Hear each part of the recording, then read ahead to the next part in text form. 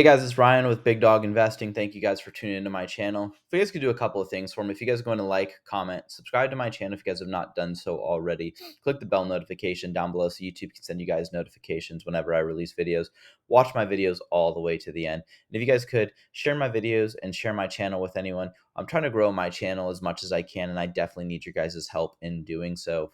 Getting started takes me Wednesday, April 5th.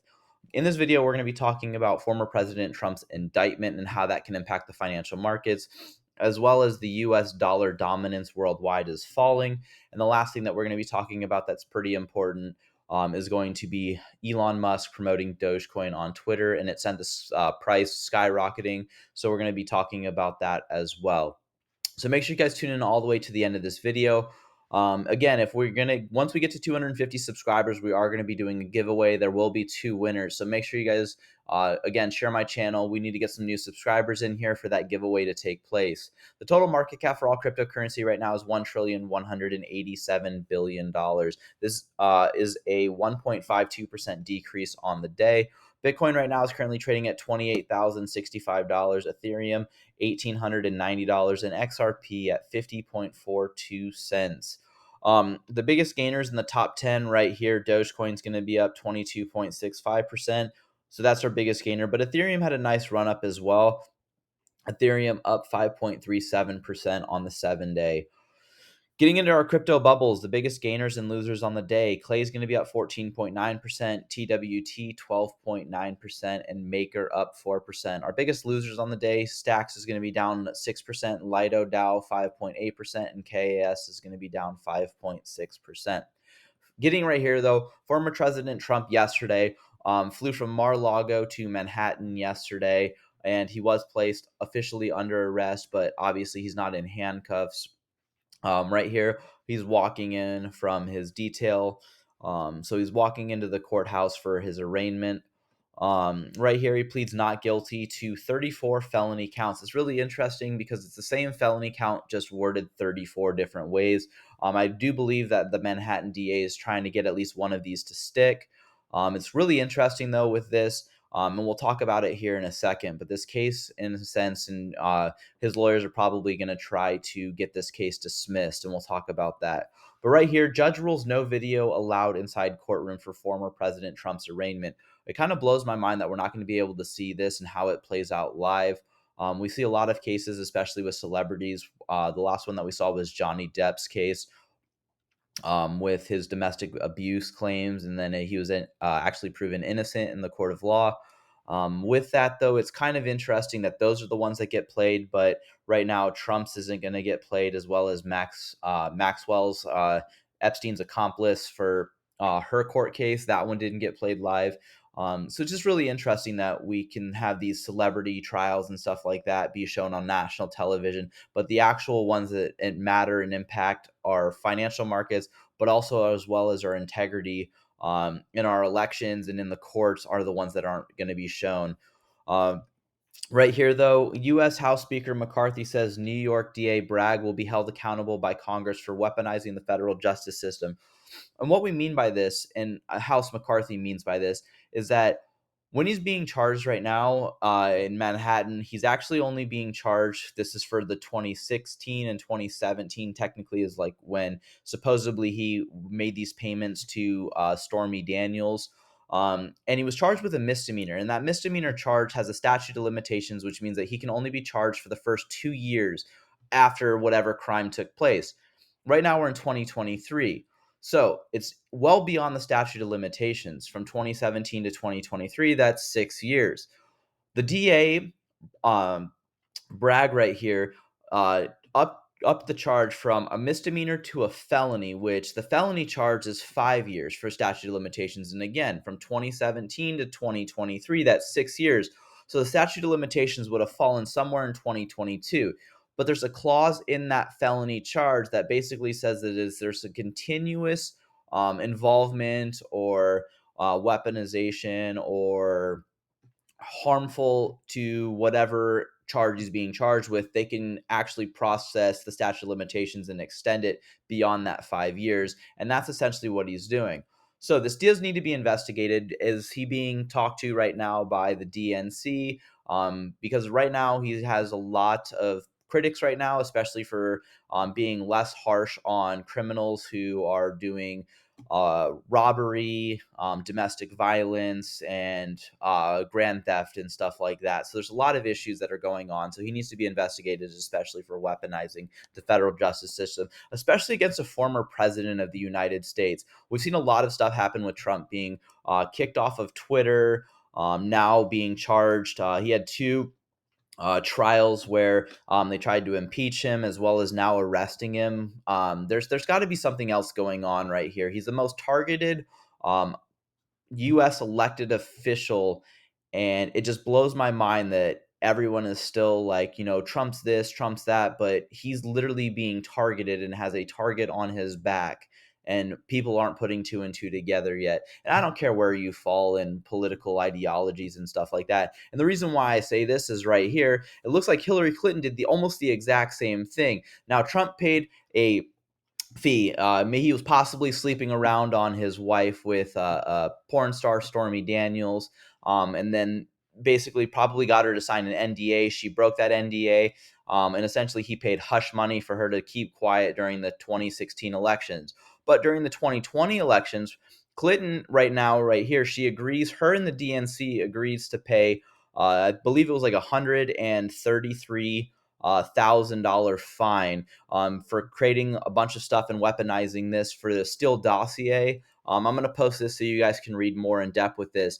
But right here, Ryan Selkis says, as a reminder, before Chair Gensler was passed over the Treasury secretary and tasked by Senator Warren to crack down on crypto, he was Hillary's CFO for the Clinton Foundation. It will be no surprise that he was already slippery then as well, signing off on campaign fraud and funding the Steele dossier. So right here, again, DNC Clinton campaign agreed to Steele dossier funding fine, and I'm probably mispronouncing that one wrong. Um, the Clinton campaign hired Perkins, which was hired by Fusion GPS and Research Intelligence Forums to conduct opposition research on Republican candidate Donald Trump's ties to Russia. And this was whole the Russia collusion BS that was floating around. But the FEC forms, the Clinton campaigns classified the spending as legal services. So essentially, they did the exact same thing. What Trump did, just at a different scale. They were targeting Trump with Russia and trying to, find a connection, where Trump was just paying off for hush money, essentially. Hillary Clinton's 2016 presidential campaign in the Democratic Party, so it was 113,000, not 133,000. So my bad. With the Federal Election Commission's investigation to whether they violated campaign finance law by misreporting the spending on research that eventually became the infamous Steele dossier. Now, for this, how come she's not being arrested? How come she's not being talked about? Yet President Trump, former President Trump, is being indicted right now. 34 different felony counts. I believe they were saying that he can serve roughly 146 years in prison if he's found guilty on all of those charges. Right here, almost did the exact same thing, except instead of doing a hush money payment, specifically targeting an election and trying to hurt somebody's name fraudulently right here with a dossier. But moving on, though, because we're not going to keep on talking about this. Elon Musk posted a photo right here. This is an old photo. It's kind of a joke. It was the Twitter logo. Now it's the Shiba Inu slash they think it's considered the Doge logo also, but Doge right here is this, and then Shiba Inu is the dog right here. So depending on what you look at it, and there's a bunch of people that say it's the Doge logo. Some people say it's Shiba Inu. It is the Doge. But right here, he did post this, and this is what caused the price of Dogecoin to skyrocket. So let's look at the Dogecoin chart really quick before we move on. So if we look at the 7-day, because we weren't here, Dogecoin was trading at 7.5 cents roughly about 7 days ago. And then before he posted, 7.67 cents. And then immediately within like 5 minutes of him posting it, the price went up about 25%. And then roughly within 24 hours was up 33%. So it went from 76 cents all the way up to $1.01. And then if we look over here, it ended up reaching 1.02. And then we've been retracing ever since. So a lot of people who were probably holding in this area right here started to sell off here and then took some profits. And then now accumulation will come back. And if you post another thing about Dogecoin, it's going to obviously increase the price. Um, this one was really interesting, though. Breaking news: China is considering banning the export of technologies used to produce high performance rare earth magnetics deployed in electric vehicles. Yikes. China right now is trying to weaponize the finance markets. They want to basically control everything. We don't have these precious metals on in the United States, at least to my knowledge. China is the biggest outsourcer of these, and these are used for a bunch of different things. These processing chips for supercomputers, now also with electric vehicles. So only time's going to tell what's going to happen with this. Getting into our Watcher Guru news, though, because there was a lot that happened. Russia and India abandoned Europe dominated oil price, agree to use Dubai oil price benchmark. We're going to see what happens with this, but there's a lot of stuff right now that's causing this. I've seen right here in my state of Arizona that we've seen a huge increase in gas prices in the past few weeks. I think we're roughly at $4.60 right now, and we were just at 4.50 at the beginning of the week, and then I think we were at like 4.19 earlier last week or at the beginning of the month. Chinese yen replaces U.S. dollar, becomes the most traded currency in Russia. So the U.S. dollar is continually to fall. Right here, this is what we were talking about. Twitter updates its website to the logo of Dogecoin. Dogecoin flips Cardano as ADA, becoming the seventh largest cryptocurrency by market value. It's back at number 8. It didn't flip it. ADA flipped it back. But you can see by market cap right here, they're roughly, I don't know, like $800,000 difference. So it's not by much. It can get flipped again pretty quick. Saudi Arabia's crown prince MBS says he's no longer interested in pleasing the U.S. This is really interesting because we used to have decent relations. We weren't always great relations, especially with China, Saudi Arabia, Russia. There's always like a handshake deal, and we can always come to some sort of agreement, whether it's never going to be a strong 100% this is what's best for everyone, but we can still give a handshake and still come up with some deals and make sure the other party is somewhat happy with how the transactions come out right now, especially with our president right now. We have obviously seen failing across the other nations right now, and Saudi Arabia just became the other one. China and Russia are the other ones right now that are the biggest threats to our financial markets. U.S. job openings fall to 9.93 million. This is lower than expected. That's not great. Right here, JPMorgan CEO says the banking crisis is not over. There will be repercussions from it for years to come. Obviously, we know this. In my opinion, there's going to be a weaponization of the banking institutions. A lot of the big banks want the little banks to fail.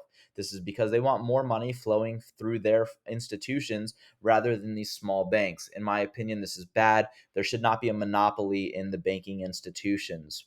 Malaysia Prime Minister says there's no reason to continue to depend on the US dollar. Now, obviously, this is a small country, but as a bunch of these small countries start abandoning the US dollar, it does impact things. This is why, you hear a bunch of people say, if you keep on doing all these little purchases, they add up and they'll affect your guys' pocketbooks. This is the same thing.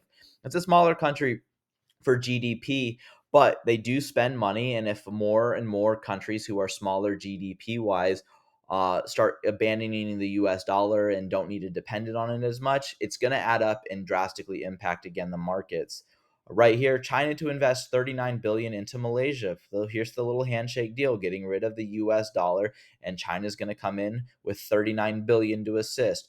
China and Malaysia consider creating Asian Monetary Fund to reduce dependence on US dollar. Obviously, people are still going to use the US dollar, but eventually a bunch of countries are going to not use it as much, and it's going to decrease the value. Right here, former President Trump's NFT sales have increased by 251% following his arrest. Um, if you guys do hold any of his NFTs, you probably see an increase. It might be a good time to sell it. Again, no financial advice. But if he decides to run for president again, these prices might increase as well. It just depends on what the Republican Party wants to do and if they consider him a strong candidate for re-election. Fed officials say the Federal Reserve will need to raise interest rates above 5% and hold them for a while. We've talked about how the Fed wants to keep on raising interest rates, even though the Fed chair Jerome Powell says that he does see interest rates falling back to 2%. But if for that to happen again, unemployment needs to be drastically impacted. Unemployment needs to be around 10 to 12%. Former President Trump says our currency is crashing and will soon no longer be the world standard. It's already happening. Obviously, again, he's playing with information that's already known. We've seen all these banks collapse under the watch of this president that we have right now, Joe Biden. But again, if Donald Trump was in office, I do believe that a bunch of this stuff would not be happening right now. UAU requests Binance to provide more information on ownership structure, governance, and auditing procedures, Bloomberg reports. A bunch of countries just want to know that Binance still has the money in reserve, so basically that they're not considered like FTX where they were using consumer funds. Again, no financial advice. I do like Binance. I'm not promoted by anyone, but Binance has been a sound exchange. I do believe that they're probably the number one exchange right now that I would trust the most. Coinbase is the most user friendly, and Uphold's the only one that you can buy XRP tokens on right now if you choose to. Again, no financial advice. Research any tokens that you guys find interesting. Microstrategy has purchased an additional 1,045 Bitcoin. This is at $29.3 million. I believe his average token price right now, for all of the Bitcoins that he currently has in his company, is like $30,100. So he's still down on his Bitcoin. So obviously he's a huge Bitcoin maxi. But does he see him purchasing this just so he can break even and then sell, or does he see an actual potential in Bitcoin raising beyond the 30,000, which I do believe that will happen. But where is Bitcoin going to go? Only time's going to tell. Cash App founder Bob Lee stabbed to death in San Francisco.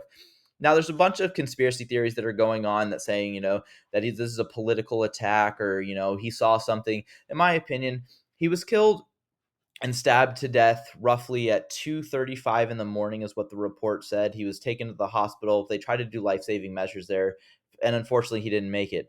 In my opinion, nothing good happens after midnight. You have however much money, if whatever you were doing, if you were at a nightclub, bar, they haven't really come out and said a whole lot of information yet. But you have all this money. What are you doing walking around at 2:35 in the morning? There's things that you can do to avoid putting yourself at risk in danger. Now, anything can happen at any time. You can unfortunately die in a car accident on your way into work. But you guys are putting your guys' selves in situations that don't need to be there. It's like you don't walk around at 2 o'clock in the morning with a wad full of cash because you might get robbed if you hold it over your head. Unfortunately, this was a sad incident. It should not occur. So make sure that you guys, again, know if nothing good happens after midnight. I tell my high school students this also. Hopefully they do listen. JPMorgan CEO says the government should seize private property to build wind and solar farms. In my opinion, they should not be doing this. Why should we have our assets being seized as eminent domain? For those of you guys that don't know, that's when the federal government comes in, says that they're going to use your property. They'll pay you whatever they feel like it's worth. So you might consider your house at $400,000, $500,000, but the federal government might seize your house and say, well, we only think it's worth $200,000, so here you go. I think that's complete BS, and especially for a CEO to come out and say this, especially a big bank CEO, it's completely wrong. Almost nobody paid taxes for crypto in 2022. This one's really interesting. We did see a huge fall in cryptocurrency in 2022, though.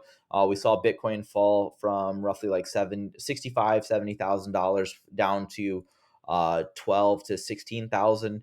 So again, this was a bad year for a lot of investors in cryptocurrency, so that could play a huge role. U.S. Congresswoman MTG says the United States should go back to the gold standard, not digital currency payments. I'm going to disagree with this. Digital currency payments are faster and cheaper and more effective and transparent in markets. The U.S. For 3 U.S. congressmen introduced gold standard bill to stabilize the U.S. dollar value. We don't need a bill to do this. We need to start asserting our dominance again in the financial markets. Former President Trump says China will probably displace the U.S. dollar as the number one currency in the world. If we don't figure this out, I agree with that.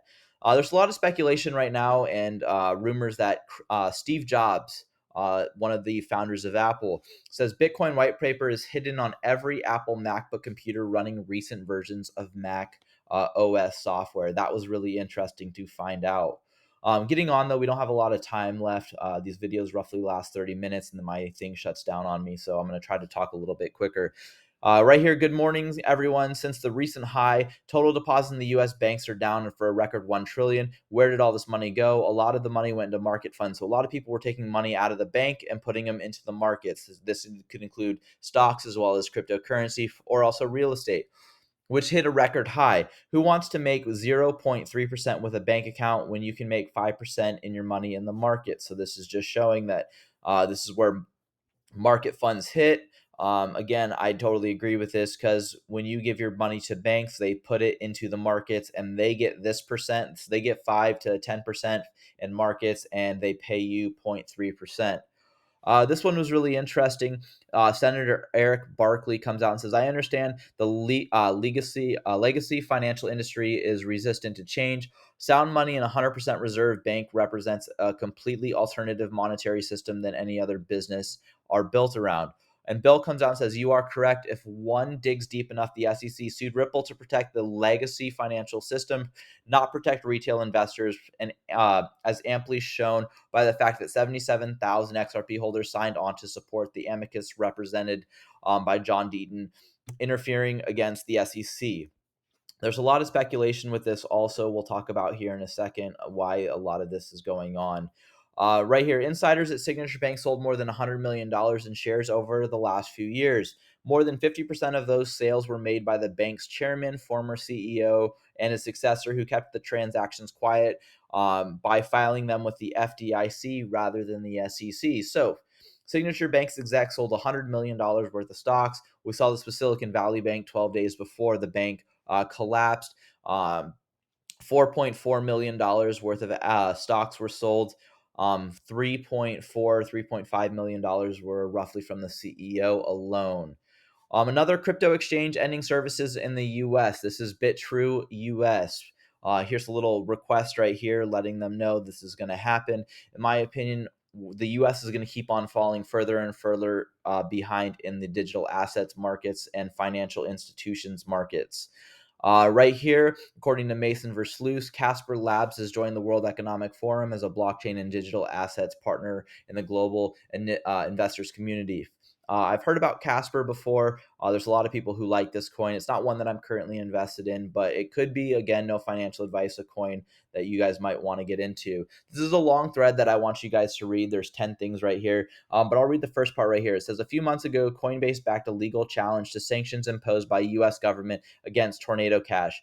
Today, the plaintiffs filed a motion for summary judgment asking the court to reopen Tornado Cash for all. Their arguments are simple but powerful. I would highly encourage you guys to read this. But basically, for those of you guys that don't know, Tornado Cash was basically a place where you guys could send your guys' assets. It would spin it around, so it's basically like a VPN, so people wouldn't know where the money was going. It's really like a way to untrace money. So a lot of people, if you guys don't know, blockchain is very transparent. You can see who's sending money to and from what wallets, and you guys can easily track it. Using Tornado Cash, stop that from happening. If I was you guys, though, again, I'd currently read that. It's kind of interesting. Coinbase comes out right here and says people in the US spend over $12 billion per year in fees to send money abroad. Yet the processes for international transfers is shockingly slow and expensive. Crypto transfers are significantly faster and 96% cheaper, relieving the burden of supporting those abroad. Paul Gruel, he's the chief legal officer at Coinbase, says, I get it. It can be hard to see crypto in tangible terms. So considering this, cryptocurrency can greatly cut the cost of sending money internationally by about 96.7% versus the current system. Sending Bitcoin to another wallet costs the average person $1.50 per transaction, and Ethereum an average of 75 cents per transaction. If you guys don't know, the XRP ledger and the XRP token can send that money for less than a penny. So it's obviously more cost effective to use the XRP token. But it's funny because if you guys look at this thread right here, a lot of people are like, oh, now you're paying attention. Everyone was telling you to back XRP, but I guess people only pay attention once it affects them. And they're coming out basically in against Coinbase right here and making a jab at them because they did receive a Wells notice from the SEC with a pending lawsuit. But now they're paying attention because of this reason. They still have not relisted the XRP token. Hopefully they will soon. One exchange that has not delisted the XRP token is Uphold. It says PSA, Uphold never delisted XRP. We've always been there for the XRP community. John Deaton says from January 2021 to January 2023, I bet XRP represents a healthy percentage of your guys' trading fees earned on Uphold, which is really great. This is a great business model. Moving on, though, this is what I was going to be talking about right here. It says these emails may be bigger than the Hinman emails. So right now there's an FOIA request right now. So it's basically a request to get a bunch of communications from federal agencies, whether it's body cam footage or legal documents, stuff like that. Right now with this, they want to get these communications between the SEC and JPMorgan. Right before the lawsuit happened, there was some communications, is what it seems like. This came out and says, thank you for your email. Our estimated completion dates are based on the best information we have available at the time of your response, but they are only an estimate. We request in moving forward through our normal processes. We recently received the search results and are now in the process of reviewing the records, which is the records between the SEC and JP Morgan. Based on our initial review of the records, it appears there's a large portion of these records will require that there is a more engaged in the CT substantiary process, which involves records for which the confidential treatment was requested at the time of the submission. So basically, you're going to take an approximately 60 days to review this. They're going to add more time if needed. In my opinion, this is complete BS. We might get a settlement or a ruling by Judge Torres by the end of this, but it just shows right here that it's a stall, delay tactics. Right here it says, did you know that the SEC not only did not charge Jed McCaleb, but actively fought against this in court to prevent the discovery against Jed McCaleb? So, along with Ripple versus the SEC, Brad Garlinghouse and Chris Larson were also sued for selling some of their digital assets of the XRP token. Jed McCaleb was a co-founder of XRP. He also, after he left Ripple, he did form Stellar and the XLM token. If you guys want to read this, you guys can. It's very interesting. Moving on, we just don't have a lot of time. Right here, Zach Rector says lots of confusion around private ledgers and whether CBDCs would be used for XRP. This tweet from Monica Long explains it. She comes out, for those of you guys that don't know, she's the president of Ripple. CBDCs will be live on new private ledgers that run parallel to XRPL, using the XRP as a bridge to interoperate with other currencies. No more walled gardens. So that just shows how good it's going to be going, especially if private ledgers can run on the XRP network. The US-Mexico corridor sees tens of billions of dollars in payments every year. And all these are processed, and roughly 3.3 of that is through Ripple and others. So this just shows that Ripple and the XRP token is currently being used across the world right now, currently being stalled in the US. Tokenization has always been a key feature of the XRPL. With over 5,400 issued tokens since inception, CBDCs will be live on new private ledgers that run parallel as a bridge to interoperate with other currencies. No more walled gardens. And she comes out and repeats this to Ripple X right here for leveraging the same blockchain technology. The last thing that we're going to say right here, BitBoy comes out and says, in my opinion, as long as XRP gets at least a favorable settlement and no appeal, this will be the #1 performing major coin on the next bull run. The suppression is almost over. Again, no financial advice, especially he should probably say that. But I do believe this to be true, but that's just my personal opinions. Thank you guys for tuning into the video. If you guys can invest with a big dog, stay on the porch. Thank you guys and have a good one.